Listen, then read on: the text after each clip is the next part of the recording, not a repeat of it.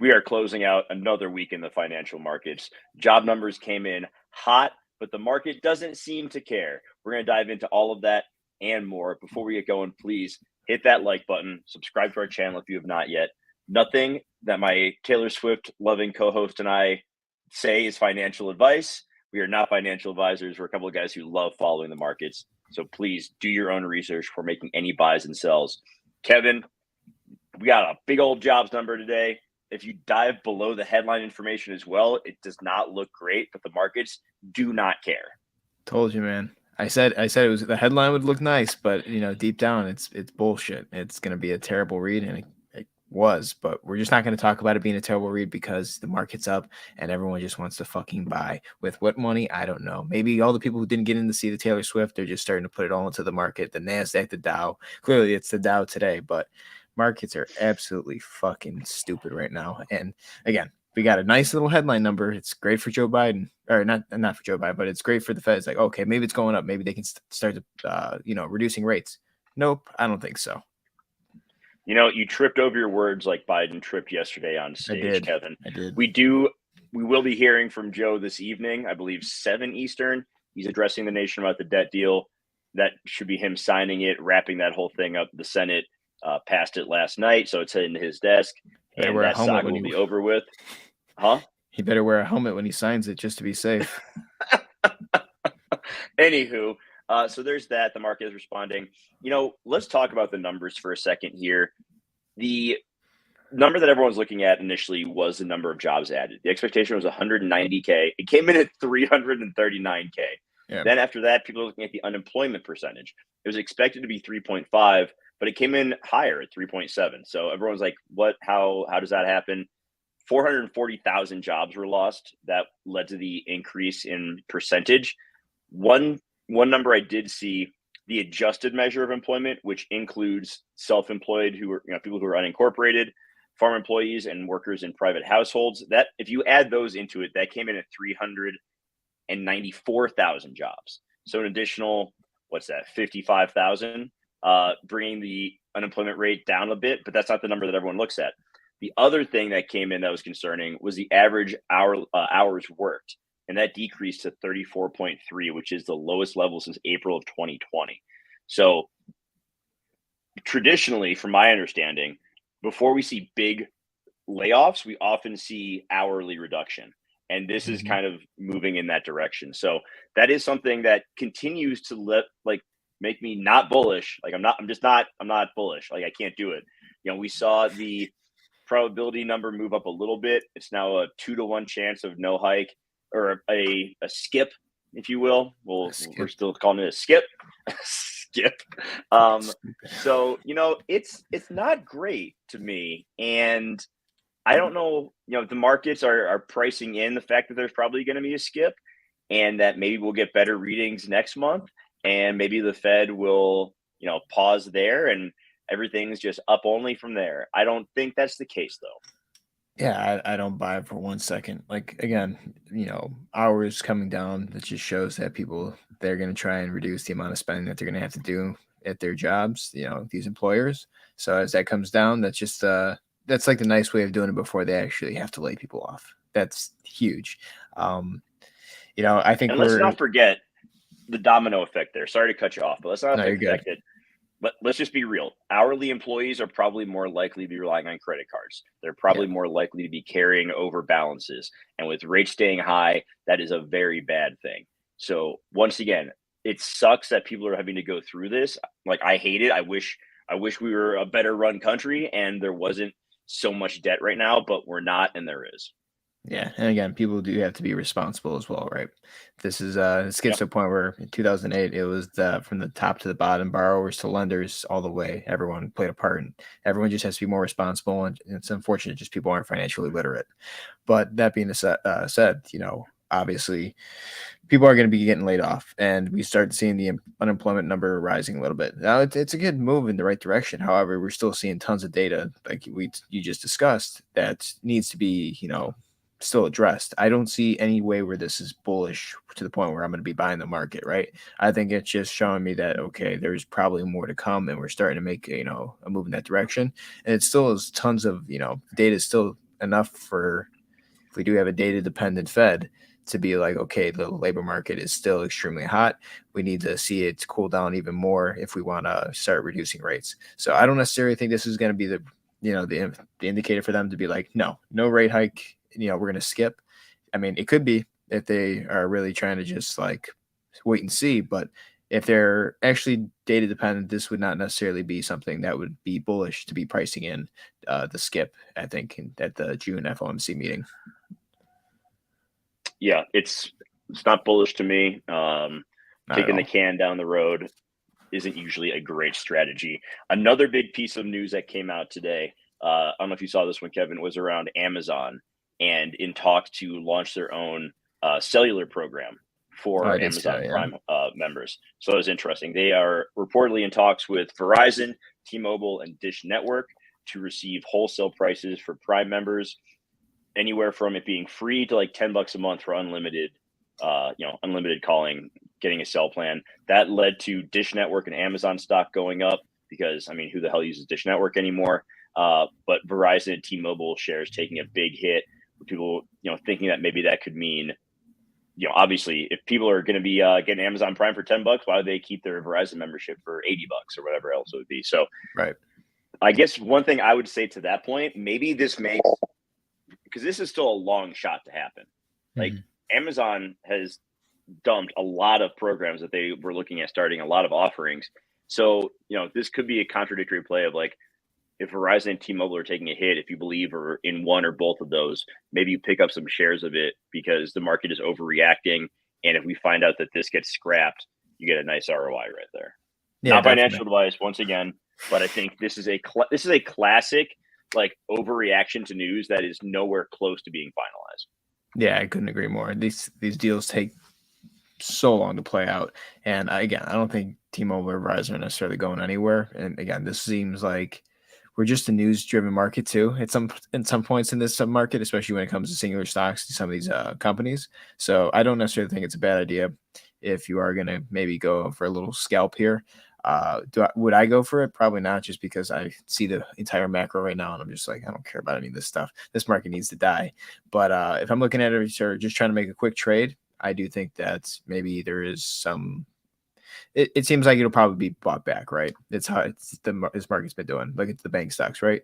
They got sold off instantly, and then they bought them back for like 2 weeks. The next thing you know, saw another one go down. So this is the market that we're playing. It's going up and down. It's trading. It's range bound. You even see it on the macro in the Dow and the NASDAQ. So yeah, these little scalps, not necessarily a bad idea. I think this probably is one where you're going to see probably a pretty good return if you play it smart. But again, it's also a pretty high risk if the entire market goes to shit. That is very true. Which apparently it's not, though. So yeah, that's never going to happen. It's certainly never going to happen. Those are the main things that I wanted to discuss. We have a pretty tame week next week as far as news goes. With it being so close to the Fed meeting, there's not a moratorium on them speaking, so there will be no Fed chairs speaking next week. So that's less that we'll have to discuss, less that's going to move the markets. We don't have any huge data points coming out next week. The regular initial jobless claims, a little bit of trade data. We do have consumer credit on Wednesday, which is going to be, I mean, Lord knows what that's going to look like. But really, it's a main focus on the next FOMC. So it could be another one of those weeks next week where it's very boring. We're range bound. We get to the end of the week, we see that most of the major indexes haven't moved very much. That would be my prediction going into it. Yeah, I don't necessarily think that we are going to break from this range any point soon until we get something that's absolutely catastrophic, or we just don't, maybe someone dumps a ton of Bitcoin and just people get scared out of nowhere. But right now, it just seems that we are in this range bound territory that absolutely will not break, right? It's been boring for a while. I mean, TradFi, you can arguably say, has been, more exciting, but at the same time, it's like we haven't put any new highs in other than in the NASDAQ, S&P, Dow. These are pretty much just like trying to climb back to where they recently found their recent high off that bounce, but I don't necessarily see anything that's telling me that this is a bullish market. If we were in a bullish market, after all the information that we've seen, unemployment's going to 3.7%. This debt deal is being signed through, right? It's just passed through the Senate. Biden's going to probably sign it tonight or tomorrow. We're at a point where it's just like, okay, well, if we're in a bull market, then it should show that we're in a bull market. However, the price remains in this range bound pattern. Doesn't give me the most confidence in the world that, we've broken out of this. It shows to me that we're just in a continuation pattern, if anything. Yeah, we're just crab walking our way into the summer. Maybe So you head boring. out, you head out east, you go get some good. You head to Maryland, you get some crab. Maybe go up to Maine, get some lobster rolls. Have yourself a nice little summer, and just go away from the markets for a while, because it is just boring, and it's going to continue to be that way. What are you doing, man? We're in a bear market. We got to tell everyone you got to buy crab with a K in a can from the store. That's what you got to do. You got to preserve some of that. Some of your portfolio. You got that imitation. Some of that sweet capital. You got to have that liquidity, man. That crab. You got to have that liquidity. Anything you want to look at on the charts to wrap up the week? Yeah, I'm looking at everything that's stupid, and right now it's pretty much the entire TradFi market, the DXY, and enough time, and the VIX. Yeah, I know we're gonna look at it still, anyways.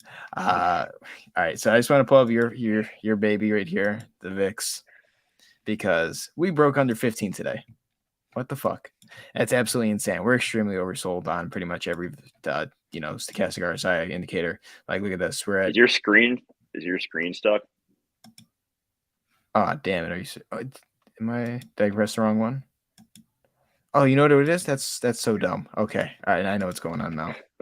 I know what's going on. It opened up in a different screen, so it wasn't recording that one. All right. There we go. There we go. Yeah. So on the VIX, that's too much. On the VIX, we're under 15 now. Wild that we've broken under.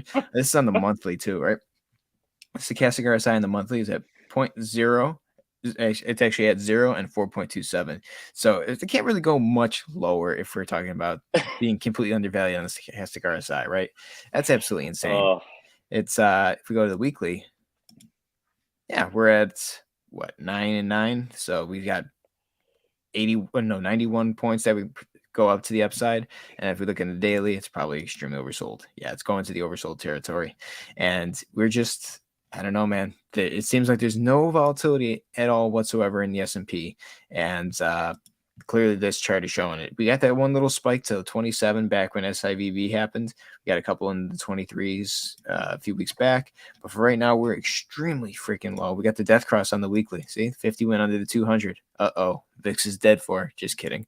I don't necessarily believe that. I think that we're going to wait for some volatility to come in. This S&P is going to, this VIX indication is going to shoot up, and the S&P is probably going to be taking a dump when that does happen. However, the S&P, if we take a look at that right now, it's it's above 42. Remember we were talking about that. If you got above 42, they said that was extreme resistance. However, we got to take a look at the big picture, and we're trading in a bear flag right now. So we see a parallel channel, higher highs and higher lows, just kind of going up. We broke above this resistance level. Probably going to test maybe up here, which is 43.35 if we get to there. But we are extremely overbought on the stochastic RSI on the weekly, so I would anticipate us to break down. Again, if we do break down, I would love to see us break below this, maybe even test the 200 EMA.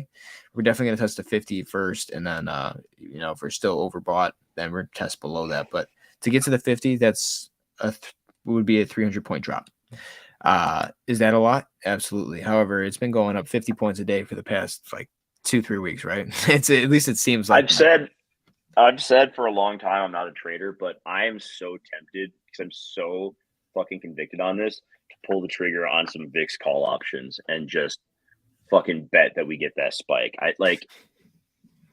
This doesn't make a goddamn bit of sense. No. At some point we're going to see volatility again. We have to. And could it be before the CPI print? Next Tuesday, not this coming Tuesday, but the Tuesday after? It's very possible. Could it be at some other point in the summer? Maybe. But I'm just so tempted because I think that's just so oversold, and people are not giving enough credit to the fact that we have volatility to come, and it's directly displayed in that VIX number. I think I got to do it. I think I'm talking myself into it as we speak, Kevin, as I speak out loud and you just listen to me ramble. No worries. I'm happy to listen to you ramble. There's a few things we need to keep an eye on here on this weekly. I just looked at the S&P. So we're seeing that we're climbing in this parallel channel. We broke resistance, right? So now it's technically support. bullshit support if you ask me. But we're gonna have to go up, right? And there's a couple of ranges that I'm looking at. So currently this green line that's going across here, we got a top here back in August of 2022. We found some support back in October of 2021, and we also found some support back in July of 2021. So this is a bit of resistance right here within itself. But there's a lot more resistance, I think, at this level here. And the reason I say a lot more, mainly because this would be a double top. At the double top, we hit August, we crashed, climbed our way back.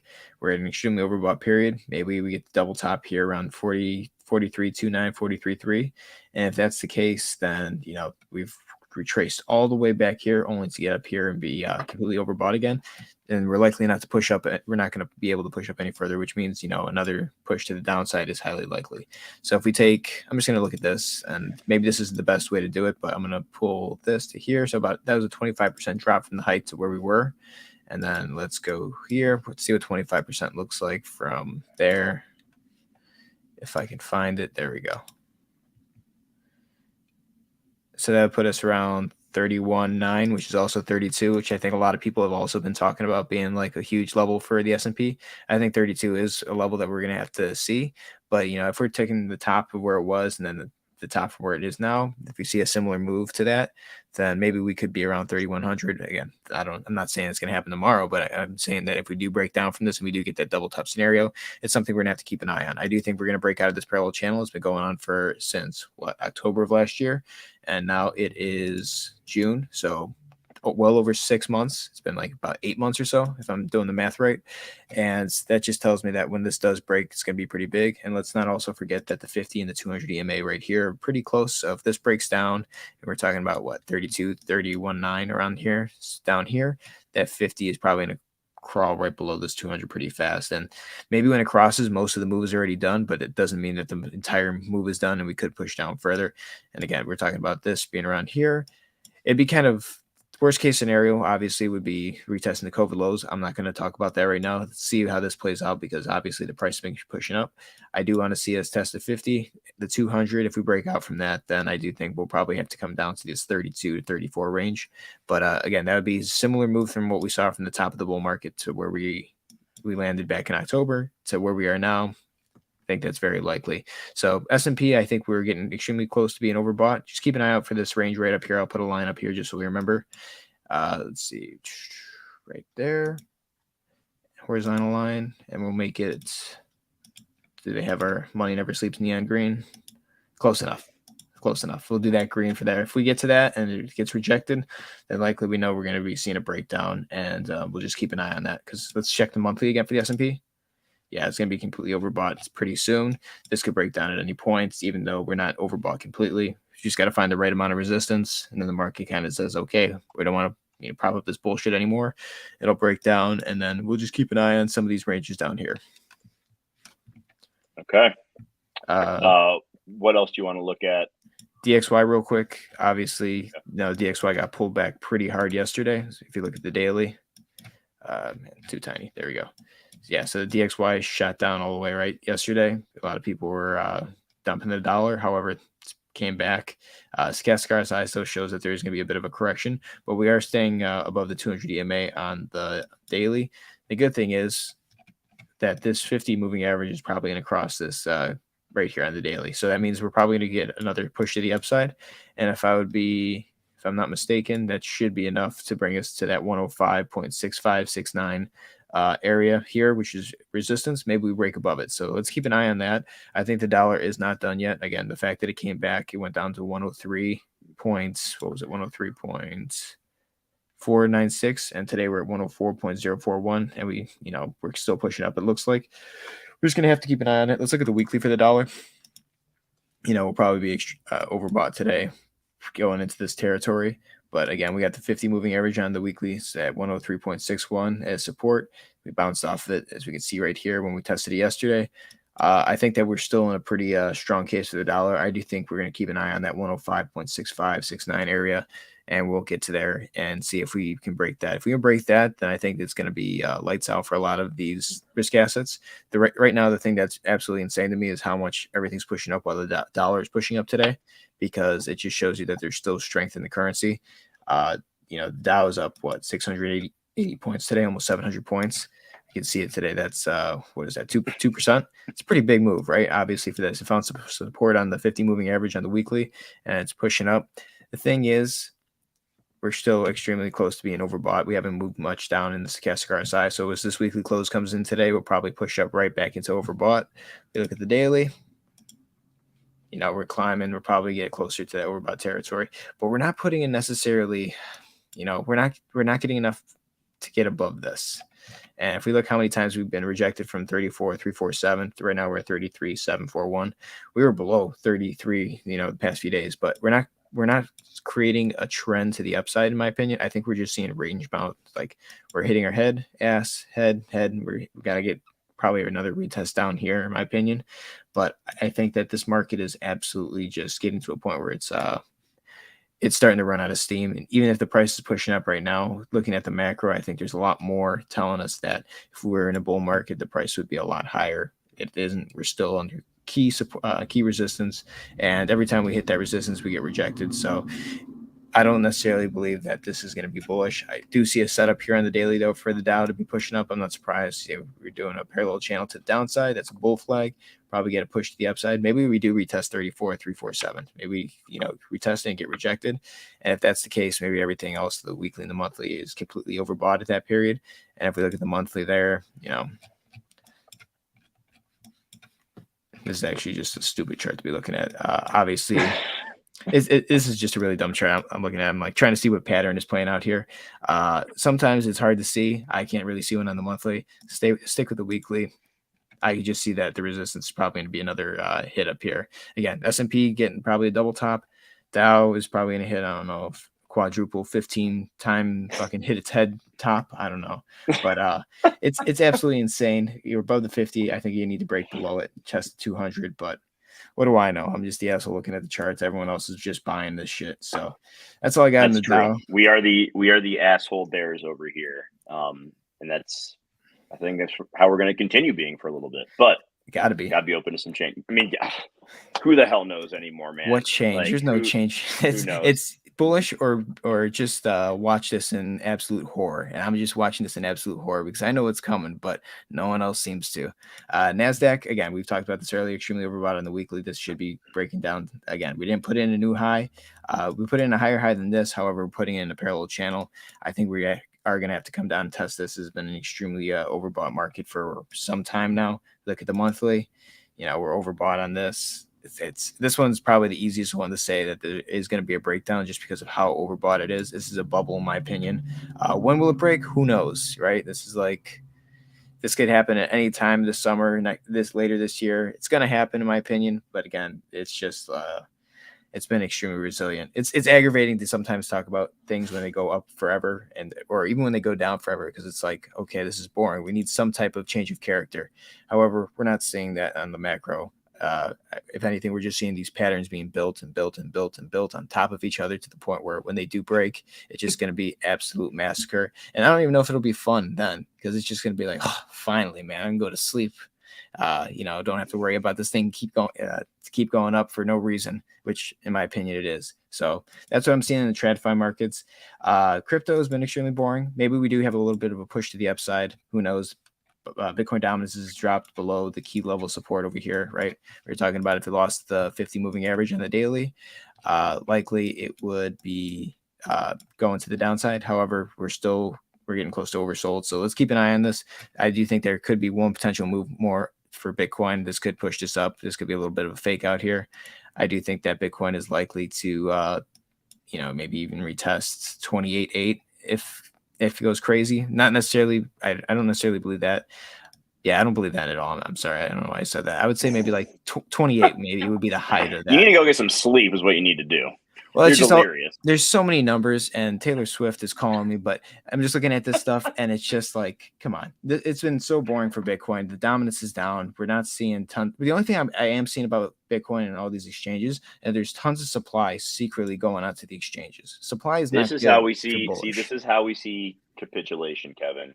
It's boring. It's range bound for so long, and boom, then the market gets kicked square in the nuts, and people are like, I'm done. I'm over this. Get me the fuck out of here. And then we can all move on with our lives. as we always say, a complacent market is a dangerous market. And I think a lot of people right now, even if the price isn't going up or down, they feel comfortable holding these assets because they do believe in the long term something good is going to happen.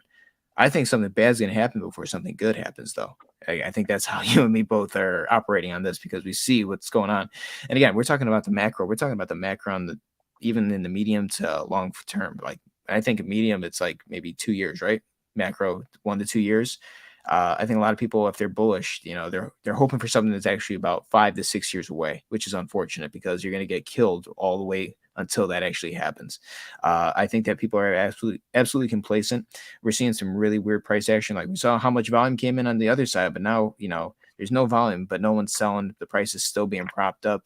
It's like nothing has happened to the point where there is a lot of people selling. However, I've seen tons of supply going on exchanges. I think today on Bitcoin, I saw 1.35 million or no, $135 million worth of Bitcoin dropped on Coinbase. Hasn't been sold, just, one wallet that's holding it on their exchange. And, that could be an absolute, twop sell where they're just dropping into retail. And there's going to be a point where someone just sells and the market just absolutely races everyone's stop limits, goes right through, eats through all this, and just fills up the gap that we're seeing on the other side, which was filled pretty much by Binance when they bought everything using stable coins.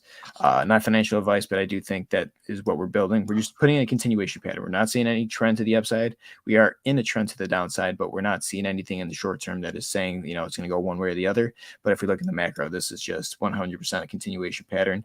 We follow the, continuation pattern is continuation of the trend. And right now the trend is to the downside. And we can always see that if we look at the monthly with this bearish engulfing candle that we got. So for me, I'm not too worried. I think the price is going down. However, we're going to see some fuckery on the way there. And right now, this is the boring fuckery. The exciting fuckery, I'm sure, will come, but it's not today. It is not today, and Lord knows when it will be. I think we're going to wrap it up on that note, talking about all the fuckery. Appreciate everybody for watching. I'm not, bro. Yeah, I'm not. He is. No, he's lying. He's full of shit. I got to work it tonight. I'm sorry. You know what's messed up? It's going to be 65,000 people in the stadium, and there's probably going to be 20 to 30,000 people outside the stadium just trying to hear her. I'm serious. That's how bad it was. There's videos of when they were in Philadelphia, and it was all these just girls in the parking lot between where the 76ers play and the Eagles and the Wells Fargo Center. See, I'm just envisioning now the meme in my head of like you standing in the corner, like no one knows how bad the macro is, and then that's just literally 65,000 screaming Taylor Swift fans. You don't understand. When I'm walking through that crowd today to get to work, I'm just going to be listening to Nine Inch Nails. I'm going to be like, these kids have no fucking idea. They have no fucking Kevin clue. Standing in the corner watching The Big Short on his phone. All right, that's how we're going to wrap it up for the day. Appreciate everybody for watching. If you have not yet, hit the buttons down below. A like, a comment, a subscribe would be great. And best of all, if you could share us out, we would appreciate the hell out of it. We'll be back on Monday. I think back at our regular time, 3 p.m. Eastern. Have a great weekend, everyone. Go get away from the screens. Enjoy some time, family, friends, all that. Maybe go play some video games. I don't know. But don't worry about the market. Still be here for you on Monday. Have a great one. We'll see you soon. Take care, everyone.